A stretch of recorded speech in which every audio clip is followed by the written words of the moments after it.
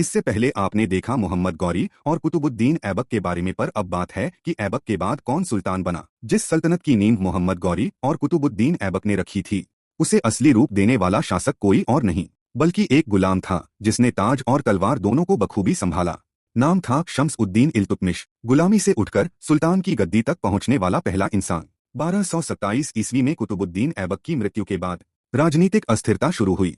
हालांकि ऐबक के दामाद और सबसे योग्य सेनापति इल्तुतमिश को आखिरकार दिल्ली का सुल्तान घोषित किया गया। वह पहला सुल्तान था जिसे बगदाद के खलीफा की मान्यता प्राप्त हुई, जिसने उसे इस्लामी जगत में कानूनी वैधता दी। इल्तुतमिश ने कई विद्रोहों को कुचला, लाहौर, बंगा, रणथंभौर जैसे इलाकों को दोबारा सल्तनत में जोड़ा। 1210 से 1236 तक का समय दिल्ली सल्तनत के लिए स्थायित्व और विस्तार का काल बन गया। मंगोल आक्रमणों से भी सफलतापूर्वक निपटा और भारत में मंगोलों का प्रवेश रोक दिया। 1236 में दिल्ली का यह महान सुल्तान बीमारी के कारण चल बसा, मगर जाते जाते वह भारत को एक संगठित और मजबूत सल्तनत सौंप गया। इल्तुतमिश के कई बेटे थे, मगर उन्होंने अपनी बेटी को उत्तराधिकारी चुना, रजिया सुल्तान, क्योंकि रजिया में बुद्धि, नेतृत्व और न्याय की भावना थी। 1236 में रजिया बनी भारत की पहली और एकमात्र महिला सुल्तान।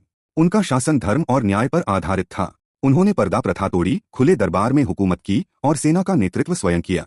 मगर रजिया को सिर्फ दुश्मनों से ही नहीं, बल्कि अपने ही दरबार के पुरुष अमीरों से भी लड़ना पड़ा, जो एक महिला को तख्त पर नहीं देखना चाहते थे। 1240 में षड्यंत्रों और बगावत के बीच रजिया की हत्या कर दी गई। रजिया के बाद कई सुल्तान आए, नसीरुद्दीन, बलबन आदि, मगर गुलाम वंश पहले जैसी शक्ति नहीं बना पाया। आंतरिक लड़ाई, भ्रष्टाचार और अस्थिरता ने इस वंश को कमजोर कर दिया।